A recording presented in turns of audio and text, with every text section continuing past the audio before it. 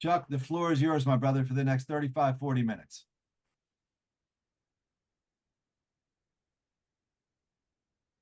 Here you go. You want me? I'm going to send you a request. All right. I'm Chuck. I'm alcoholic. Good to be here tonight. I want to thank Eric for inviting me and Tony for recommending me. And it's an honor and a privilege to do anything for Alcoholics Anonymous. I mean, everything I have is all due to Alcoholics Anonymous. I have no clue what I'm going to say, but it'll probably change because I'm being recorded. And just to keep it kind of like I don't know, keep the crimes out a little bit, alleged crimes. Um, anyhow, like I didn't come into AA because it's like I was lonely. That I was lonely, but that's not why I came in. I didn't come in because I wanted what you had. I came in because I had nowhere else to go. And even when I came in, I didn't believe anything anybody said. I don't believe the way I am by nature is I don't believe anything until it happens to me. Nothing. And I grew up in AA. I've been around AA since 1975.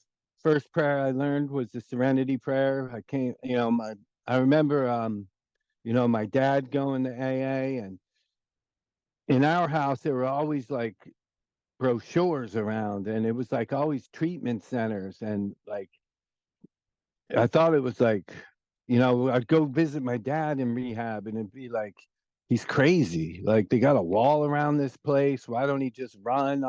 Like I don't even want to see this guy. And then my mom's in rehabs, and like, why can't I just be normal, like from a normal family? And I've been to so many meetings and just thought I knew everything about AA. And if I could have wrote a story in the big book before I got sober, it probably it'd be about AA. It would have been the family aftermath, because it was a shit show. My dad got divorced my mom, and he moved to LA, and my mom, being a sick person, just filled me with all kinds of stories that I believed, that I bought into these things. And I was very fearful of, my father. And come to find out, they were just from her point of view, her twisted point of view. And she would go to AA, and I remember she would go to treatment, and she'd bring somebody home to live with us, and it was just craziness, craziness. And I grew up down the shore. In fifth grade, I found myself living in Seaside Heights. We moved a lot. Fifth grade, I went to 3 different schools. The last one of the year was Seaside Heights, and I go into school, and this is where I really started to see how, like, it went on the look back. I see how I felt different. Like I'm comparing my shoes. If I had the shoes that guy had, I would feel like I think he feels, right? If I had that shirt, I would feel like so I think it's all this outside stuff. And it came down to the book covers. And like my older brother taught me how to cover my books in paper bags. And I thought that was real trashy. And I go to school and I don't see anyone with paper bags. I see like shiny, like, maybe Reggie Jackson or the Giants, and they're shiny, and I want to shine. And I remember going home that night. Both of my brothers were at my grandparents, and I stayed up late, and I'm digging through the drawers, and I'm just looking at court papers, and you know, I didn't know I was teaching myself some stuff. And I found these stickers, and I put them on my book, and they shined, and I'm going to shine tomorrow. And I went walking in to school, but the outside of the, where the stickers were had to be out. Kind of like if you got like one arm with a tattoo, you roll that sleeve up, or one pant leg. I got that shit going on too. So I walk into school with these stickers out, like, look at this, look at this. And the teacher called me over and she tried calling my mom, and they finally got a hold of my mom, and my mom came in, and the sticker said, "One day at a time, easy does it, and live and let live." And I'm like, I had no clue what that was. These things are around my house. Um, and I didn't know, man. Like, had I known where I was gonna end up, I'd have been like, we're all gonna need this. I didn't know I blew my anonymity at 10. I was on probation at 10. Probation at 10 years old.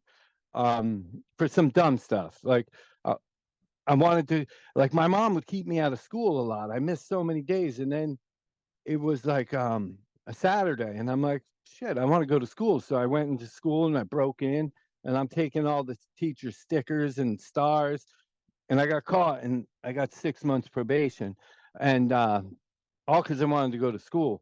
But I'm telling my mom, like, why can't you be like the normal moms? Like, you're ruining my life. This is embarrassing. And I remember, like, they tried to instill the fear of drinking in me. And I would see, like, I recall my dad, like, he'd be really tense. And I would watch him take a drink, and I could feel his ease and comfort. Like, I could go near him, he was approachable. I'm like, damn, if it's bad for you, why does it work for him? And later he'd be like doing some dumb shit, crashing a car or whatever it was.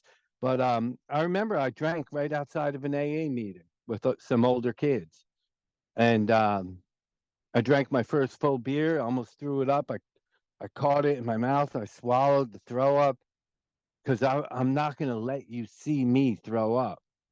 And something happened. Like, I had an experience right there. Like, I wasn't afraid. The older kids, I'm just, not afraid of them. I'm actually, just talking shit to them. And then, like, I kissed my first girl that day, and then I had another drink and I kissed my second girl. Like, so how could this be bad for you? Um, and when I was like 7, we would be playing like, most people played like Cowboys and Indians. We were playing like an AA meeting. My name's Charlie, I'm alcoholic. Like, this is this was my life. Um, so I'm drinking at a young age. I learned to be self-sufficient. I was on the boardwalk every morning from like 7 a.m. First I go to the beach, then I go to the boardwalk. And oh, real quick, what time do I talk to? I I didn't pay attention. Chuck, you got 40 minutes, so right around 8:30. Okay, all right, yeah. So so I'm on the boardwalk and just spending my time up there. 10 years old, I'm out from 7 a.m. till like 2 a.m. And I remember one day this dude says to me, he's like, "Hey kid, do you want a job?" And I'm like, "What do I have to do?" And he's like, "You just call people in." And I'm real shy, and he's like, he gives me a microphone. He tells me what to do. Like, don't walk by, give it a try. So I'm doing it, and he's watching me, and I'm like, I'm kind of nervous because he's watching me, and it's not working. His pitch isn't working. So I go. I don't even know where this came from. People were coming out of the sawmill, which later became my home, and I knew what was going on. Not really here, but in my heart, I know that experience. Guys walking ahead of his wife and kid, like, I could feel the tension. I'm super familiar with this, and I just go, don't. I just go, mommy, mommy, mommy. I want to play water guns, mommy. And then I change my voice. I go, shut up, kid. Dad's drunk, and when we get home, he's gonna kick the dog. That I must have hit a nerve because that dude came back and he puts his money down. Like, we gotta have 4 players. So he's calling people in to play. Stand fills up, the bell rings, and you got to shoot a clown in the mouth, and the balloon blows up. He's shooting me. Everybody's shooting their clown, and I grab a garden hose and I start spraying him, and I'm spraying, the Al-Anon, I'm spraying the little Alateen, and I kept doing that. And my stand was the busiest stand on the boardwalk. And the guy's like, Charlie, just keep doing what you're doing. We're making more money than we've ever made. And it's a regular weekend. I can't wait for 4th of July. We're going to kill it. And he made me partner. At 10 years old, this guy made me partner. He just didn't know it. You know, he tells me I'm doing a good job. I think I own the I start taking my fair share. I had a profit sharing plan at 10 years old. And as this is going on, like I'm just making like $100 a day or whatever. And then my brother's teaching me how to take the bigger bills. And I'm going home, and mom brings home a drunk from AA, and he's living with us, and I'm paying the rent. And she's picking him up at his mom's house. And I'm just like, this is twisted. And I see a lot of violence and all kinds. It just kept getting bad and worse. Year after year it got worse. But I'm thinking, like, I'm good at this stuff. Like, I can drink, like, and I remember people like telling me, you might not want to do this, trying to say you might have an allergy to and I'm like, dude, shut up. Like, I would literally tell these people, you're a loser, don't tell me what to do. And I just kept doing it, and the fun I started having, and and then mom got in a little bit of trouble. I think there was like a suicide attempt. Like, I remember I was riding my bicycle with like 10 friends, and we turned the corner, and I look and see my house, and there's cops and ambulances there. And I was more concerned with what my friends thought about me than is my mom okay. And I turned the corner, and I didn't go home for days. And after that, she sent us to live with my dad in LA, and LA was kind of weird. It was different than Seaside Heights. Seaside Heights, like, everybody was similar. And I get out there, and we're living in the San Fernando Valley, and they're busing people in from South Central. And I'm like, wow, man, how'd I end up here? The only thing cool was I could leave for lunch. And I remember the first day I left for lunch, and I'm walking through a supermarket, and it was like I hit the jackpot. I never knew supermarkets sold beer, and it's right there. And I would just load up my jacket and take beer, and I started doing that every day. And one day I was like, that's it, I'm gonna quit. I gotta get serious, man. I'm in high school. And I went to I didn't go drink at lunchtime, and I went to go to my classes. It had been so long I couldn't even find my classes. Like, I'm like, shit, man, I'm not doing this. And I remember another day, like, I would go home drunk every single day. And then the one time I don't go home drunk, I hear my dad telling my stepmom, what do you think he's on? And my dad's like, he couldn't afford anything that would mess him up this good. And I'm like, and then he's accusing me of being on something or being drunk. And it's the only day I was straight. I didn't do it. I'm like, forget that. This is too much work, man. And I ended up leaving. He wanted to send me to rehab, and I'm deathly afraid of that. So I just left home, and I started living with these people in LA.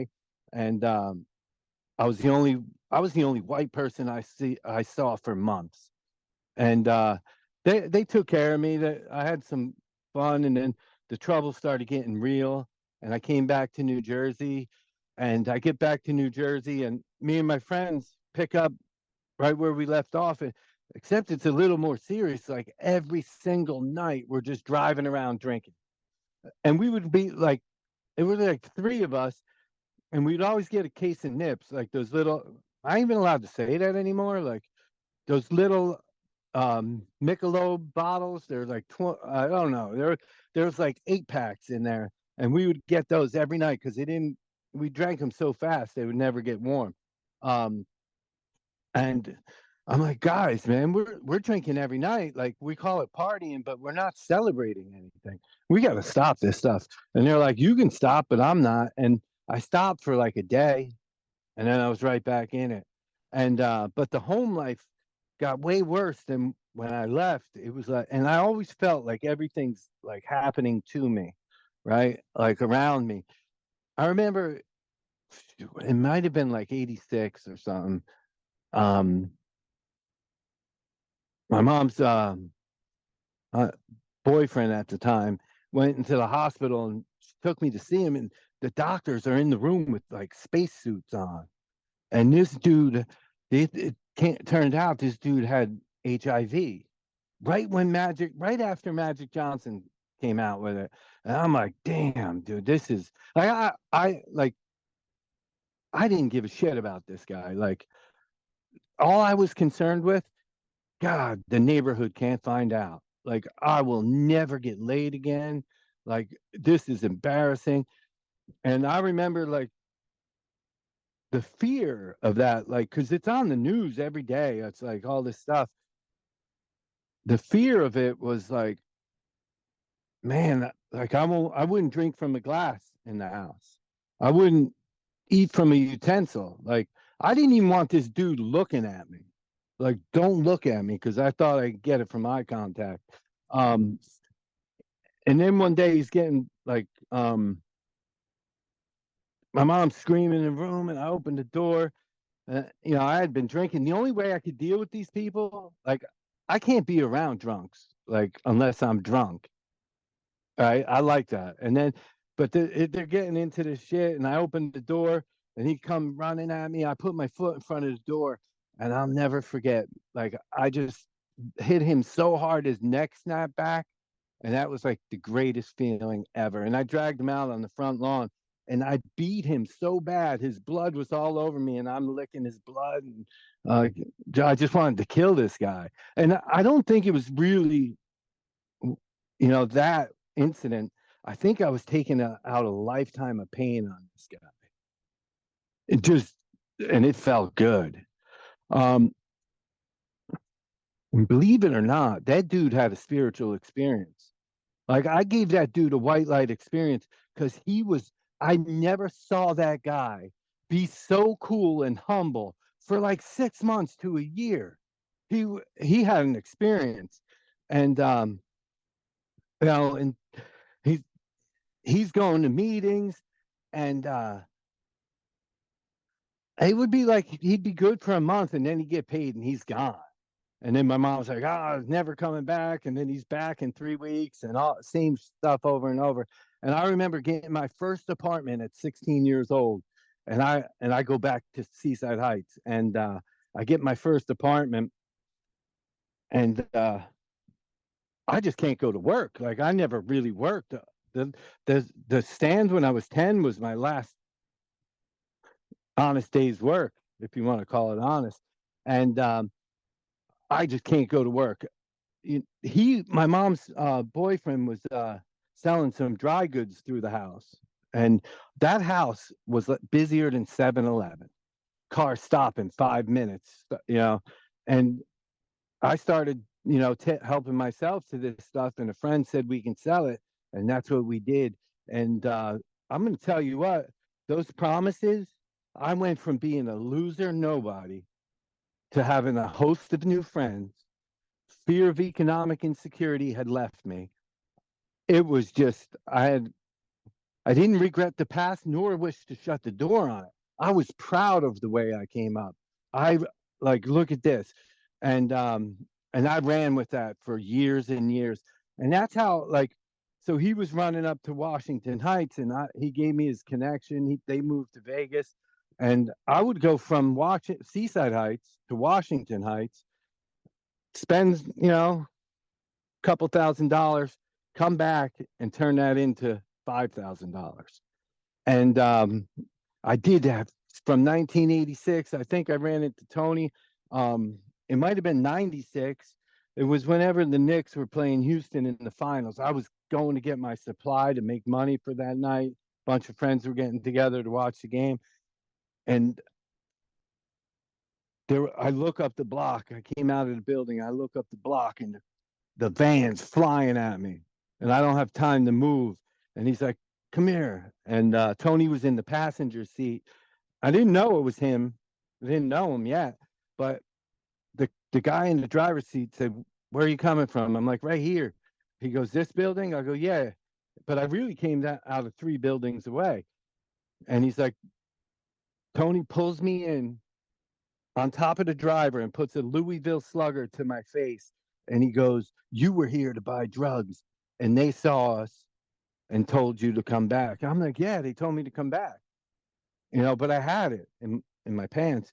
And they arrested me. And Tony's like, if you got anything, give it to me right now and you can walk. I'm like, I don't have anything. And we got to the door of the precinct. He's like, if you got anything, give it to me now and you're gone. I'm telling you, I'll set you free. I'm like, I don't have anything. And we get into the station and the Oklahoma City thing just went on, like the bombing thing. And there was a picture of the Oklahoma City bomber. And Tony's like, here he is. Ha, ha, ha. And I'm like, yeah, ha, ha, ha. We say that about you guys too. And he goes, what? I go, you guys look all alike. You know, that's, I don't even know if I'm allowed to say that anymore, but whatever. This is what happened. This is what happened. And they came in and searched me. And Tony's like, drop your pants. And I had it in my butt cheeks, not, it wasn't all. And Tony's like, drop your pants. So I dropped my pants and I had my boxers on. And he goes, all right, all right. And I dropped my boxers. He's like, dude, but come on. And then they walked me out with a ticket, a trespassing ticket. And I never knew I was going to meet that guy again. He didn't even show up at court. And I'm telling him I got racial profile. He racially profiled me because whatever. And I had to do community service. And I just go and go and go for years. And I'll get to my bottom. Like, I think I'm the man. I live on the Manasquan River. I got a boat in the backyard. I got jet skis. I got all kinds of toys. My life is just, most people would think it was crazy, but I think it's exciting. I needed excitement. And out every day. I'm out every night, all night. And then tonight I'm going to stay in, but this other group of friends calls me. And I'll go out with them. And then another group of friends call. And I'm just out every day for years. The only time I got some good sleep is if I ate a bunch of Xanax and passed out. And that I considered I was sober. This is how I think.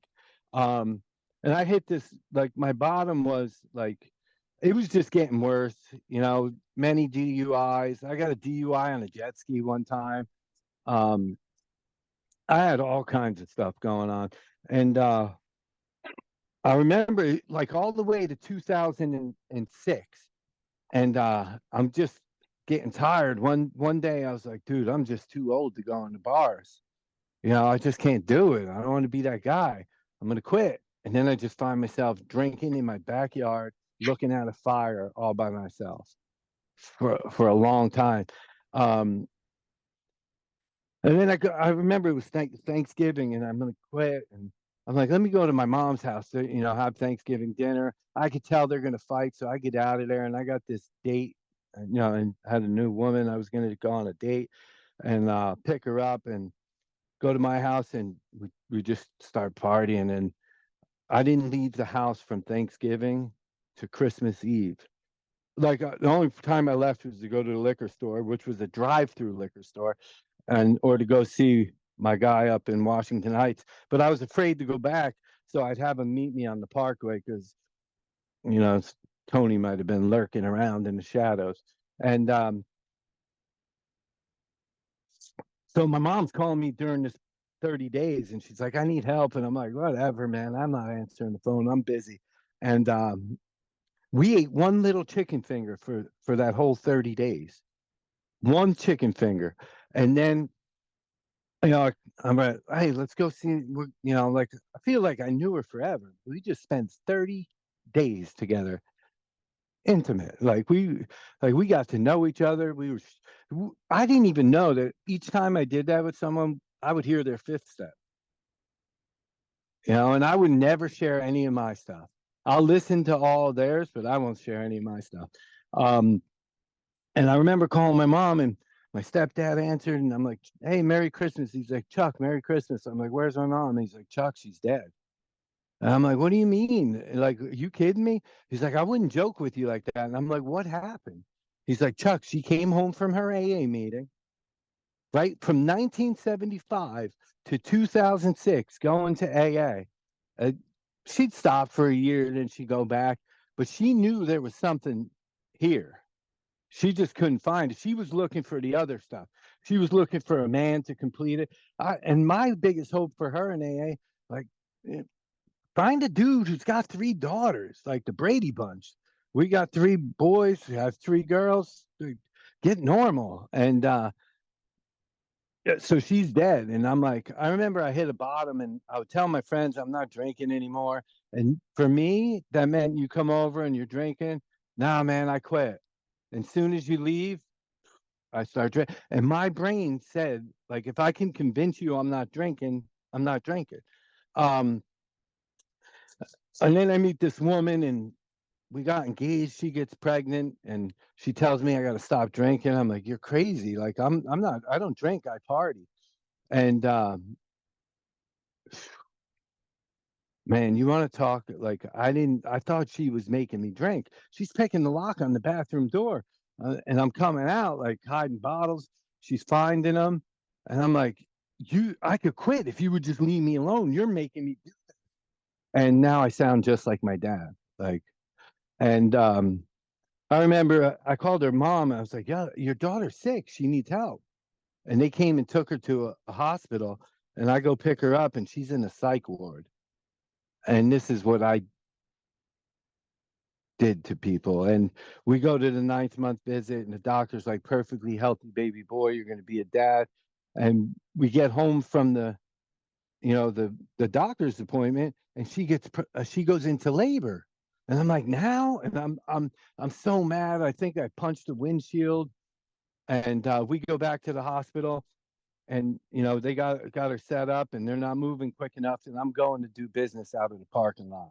And I get back in, and they had to do an emergency C-section, and they take my son out, and he's moving, but he wasn't making any noise. And they got me hand bagging him with a hand ventilator for like 40 minutes. Like at 2 minutes I was tired, but you can't stop. And then they flew my son to Children's Hospital Philadelphia, and Tina's like, you got to go. I'm like, yeah, I'm going to go. She goes, don't stop anywhere. And I really meant it. I'm not stopping anywhere. Now, looking back, I see how no human power can relieve our alcoholism.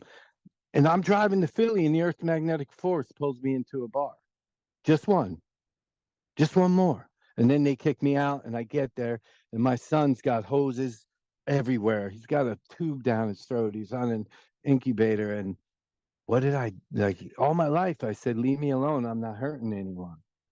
And I'm looking at this little boy, and Tina came out on the 4th day, and they told us the situation. There was such a long period of time where there was no oxygen to the brain that there would be severe brain damage. And I I didn't draw a sober breath in that hospital, of course. And Tina's like, let's put him in God's hands. And I didn't, I'm praying to a God I don't believe in.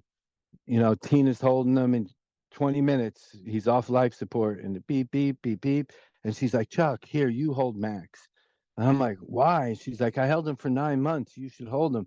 And I'm holding my son. And suddenly I look into his eyes, and he's got the same eyes as me. Like, I got blue eyes with a brown spot. And I'm like, man, you know, and I just closed his eyes, and the machine went beep, and that was it. And I was like, where's your God now? And I didn't hear anything for like months. It was just like the one thing I did hear was, we got a lawyer for you, Chuck. You'll never have to work again. The lawyer was right on this case.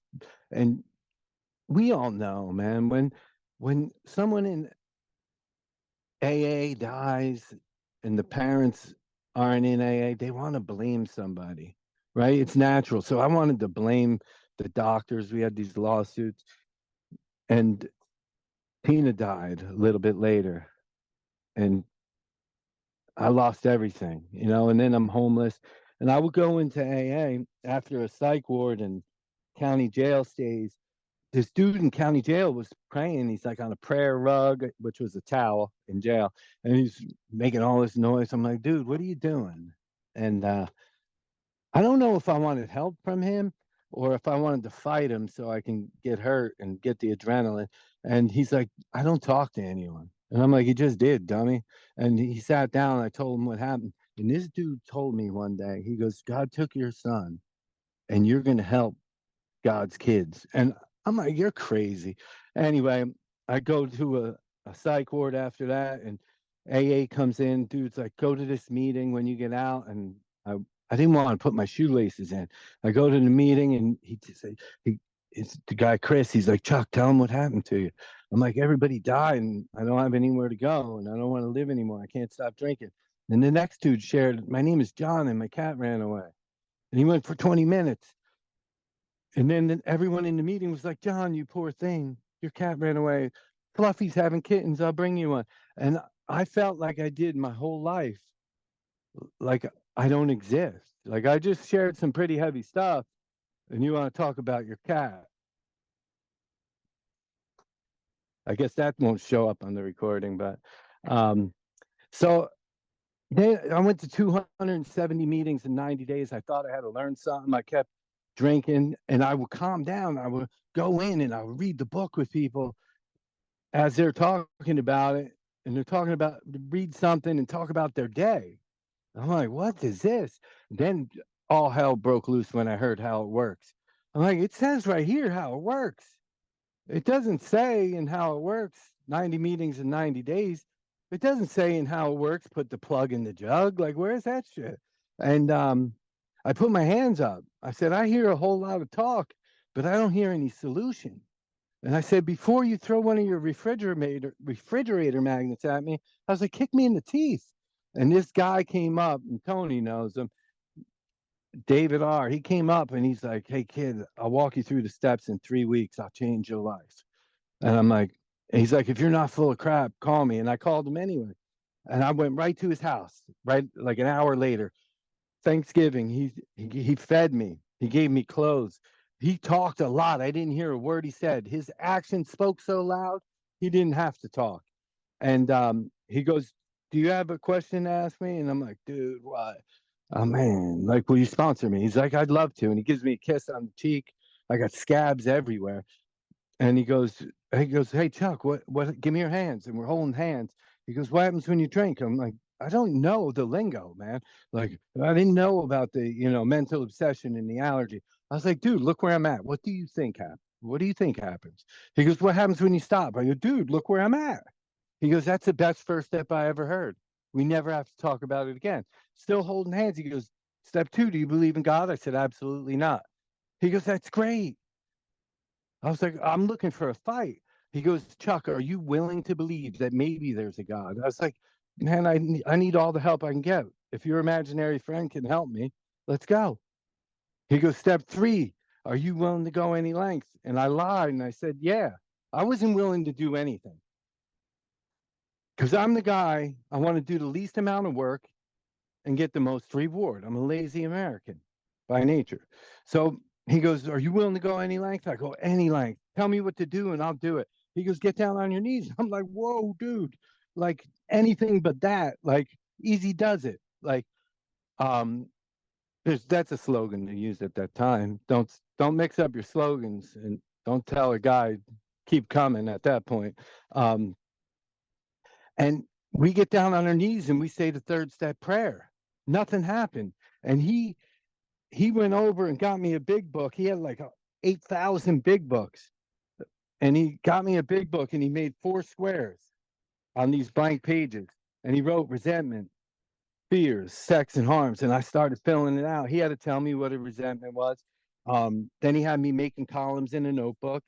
And then he sent me out to the train station where I was sleeping and told me to read step 11 on his voicemail every day. And I didn't have a voicemail, so he would give me change to put in the payphone. One payphone left in Summit, and I would call, and then I got a cell phone, little Walmart phone. He told me not to read the whole book. He's like, Chuck, you're going to die trying to read that book. Just do what I say. You're in the deleting data phase. So I just started writing my resentments, and I would call him with my problems, and he would just go like this. He'd go, wiggle the pen, Chuck. wiggle the pen. And I'm like, this dude's a jerk.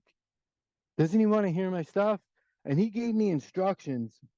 Only thing I was allowed to share in AA was my name is Chuck. I'm an alcoholic, my day count, and what part of the steps I'm on. And it was like, my name is Chuck. I'm alcoholic. I got 1 day. I'm on my second column of my fourth step and I'm feeling better.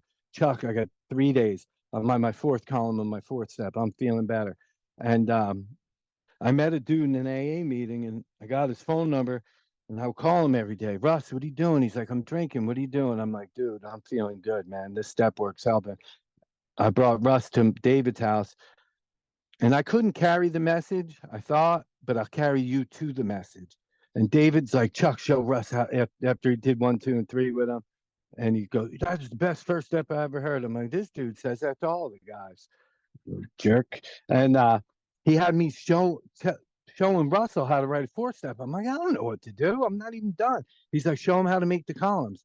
And he was getting me ready for a lifetime that I never knew what was coming next. And it was Christmas Eve. I got into this little rooming house and talk about a spiritual experience that I thought was fake. Been around this stuff my whole life and never heard this. And what happened to me, it was Christmas Eve and I hear these people in the church having Christmas and kids laughing and running. And I start feeling a little empty. And I feel this like knock from inside me. And I'm like, let me just try this. And I get down on my knees and I go, God, if you're real, give me one little sign. And thank God I was reading step 11 because I remember we don't ask for our own selfish ends. We may ask if others will be helped. And I'm like, God, if you give me a sign, I will share this with others. And I'm going to tell you what, it was like, boom, the power of God just came dripping in. And I felt a rearrangement going on. And I picked up my book and I started writing and writing and writing. And 2 minutes later, I realized my hand's moving and it's not me. And I'm just watching and listening to the words at the same time. Pen's digging into the page. And it went all night till the sun came up. I just wanted to see where it was going. I couldn't even believe what was happening. My hand just digging into the page. Turn the page. Same time, a lifetime of tears waterlogged that book. All the pain left me through, went from my head to my heart and out on those pages. Man. And I couldn't get a job anywhere. Nobody would hire me. That morning, I went and took a shower. The sun came up, and I had a missed call on my cell phone. I call it back. I was like, yeah, I missed your call. And she's like, Chuck, you still want that job you called about a couple of days ago? And I'm like, yeah. And she's like, come in now. The job's yours. My guy didn't show up. And I was tired. I was writing all night. It felt like I was up all night, like an all-nighter. And she said, no, come in now. So I ride my bicycle in a foot of snow, go to her flower shop. And she tells me where I'm going to deliver flowers to a funeral. And I'm setting it up. She comes and helps me. And I'm like, really, God, this is what you got for me? I've been to so many funerals. And second delivery, Morristown Children's Hospital. And I'm going in and I'm giving a sick little boy balloons and a stuffed animal. And I go in, I hand them to the mom, and she's like, will you hand them to him? I'm like, yeah. Why? She's like, he's not going to make it. He's got days to live. And I walk over to the little guy, and the moment he touched those balloons and the stuffed animal, I felt the hit of the spirit. I knew I was onto something. My next delivery was to right across from an IOP I was going to. And it was a funeral home with an apartment upstairs. I knock on the door. Lady comes to the door with a brand new baby boy. Brand new. Must have just came home. And I was going to say, what's his name? Max. But I was like, that's weird. I was like, what's his name? And she goes, Max. I was like, wow, man. Like, I'm getting these signs. I got fired from that job the nicest way. She's like, Chuck, we love you here. We'd love to have you, but we looked you up. You don't have a license. And I'm like, all right, thank you for the opportunity. And I left and I'm in fear and I get down on my knees again. And I knew it worked once. And it told me in step 11, we pause when agitated or doubtful. We ask for the right thought or decision. And I don't want to go back to where I was. God, help me help somebody. That's all I said. Go to the soup kitchen. These dudes are messing with this old guy. He's hiding food in jars, and they're picking on him, calling him bag man. And I'm like, guys, these are not my words. I was like, guys, that's not our food. That's God's food. Leave the dude alone. That guy came over and he says, Chuck, thank you. He's like, do you need work? And I'm like, yeah. And I worked for him for a little while. And he told me I work like a girl because I got ADD. I'm working over here in his yard. I'm working over there. And his friend came. Well, my sponsor told me, he goes, how's work? I go, it sucked. He told me I work like a girl. He goes, what are you going to do? I go, I'm thinking about punching him in the face. You know, I'm going to give him that spiritual experience. And he goes, no, Chuck, this is what you're going to do. He told me, you must do this twice. He goes, this is what you must do. You go in there tomorrow and you tell him you're going to work for him for free for an hour. I'm like, yeah, that's what I'm going to do. Yep, exactly what I'm going to do. Richie's yelling at me and I want to hit him. I go, Richie, chill out. I'm going to work for you for free for 1 hour every day. You don't have to pay me. That dude had a spiritual experience. He changed. I didn't even know him anymore. He would buy me food on the way home. He would buy me clothing. The days got shorter. The lunches got longer. He changed. And his friend came to tow this truck. I put logs on the trailer and he had the truck and we worked for 3 days. And I got this dude laughing. He's crying. He's like, Chuck, it was really nice working with you. And he's like, get out of Richie's car. I got in Richie's car. He goes, I got a question to ask you. And then he goes, be honest. I go, what? He goes, why do you help Richie for free? And I go, Richie helps me and I help him. And he goes, man. He goes, will you come work for me? And I go, what do you got? He goes, I got a farm. I go, what am I going to do? He goes, you're going to, shovel crap. You're going to be a farmhand. And I'm like, well, I don't know. He's like, Chuck, you can live there. I'm like, dude, I always wanted to work on a farm. All right. And he takes me to the farm on Easter Sunday. You can't make this stuff up. He takes me to the farm on Easter Sunday. And I left my group. I'm afraid. I go to the farm and I'm scared. And he's got me like herding goats into this trailer. And we're moving them to this park. And the goat just dropped and started, like 2 babies fell out. I'm like, holy, this is cool. And he's like, Chuck, they're called kids. 2 days later, those goats are jumping around, headbutting each other. And then I see this animal and I go, what is that thing? This thing looks like a dog, but like something else. Its ribs are sticking out. It's got flies on it. He can't stand it. His tail's knocking the flies off. And I go, Tim, what's that? And he goes, that's a baby cow. His mom died giving birth. I'm like, dude, we got to take him to the vet. He's like, he's not going to make it. I'm like, Tim, I got to do something. He goes, you could try giving it that milk replacer, mix it up in this bottle with a nipple and feed it. And I'm feeding this baby cow. He's sucking it up like crazy. I go, Tim, how old's this guy? He goes, Chuck, he's 4 days old.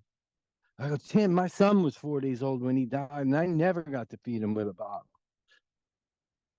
And I went running to that cow every night and every morning. He came running to me. I'm feeding him, and I cared about something more than I did myself. Then he made me a tour guide. Of all things, like you won't hire me to flip burgers 40 days ago. I do the 12 steps. I help others. I pray. I meditate. I find God. Now you trust me. With the most valuable things on earth. I'm going to take 4-year-old kids to meet the animals every day. And I'm bringing these little kids to meet the animals and I'm giving them baby goats. Here, this was born yesterday. This is its twin. I delivered it, and you want to talk about, like I asked God to help me back into the stream of life and I'm giving little kids baby animals. It doesn't get better than that. And I go to bring them kids to the bus. They milk the cow. They played with the donkeys, little pigs, bunnies, chicks. We had everything. It was like Noah's Park. It was like cool. Like I go to take these kids to the bus, and this is the psychic change. I had nightmares after my son died that little kids were beating me up, and I couldn't defend myself. I go to bring these kids to the bus. They're on my legs. They're on my bell tubes. They're on my back, jumping on me. They're like, Farmer Chuck, we love you. And I'm like, that's cool. Next kid goes, Farmer Chuck, you're my dude. You want to know why? And I go, why? He goes, you smell like my grandfather. I'm like, man, dude, like these kids are brutally honest. But what I got to learn and experience in my life, not just in words, right?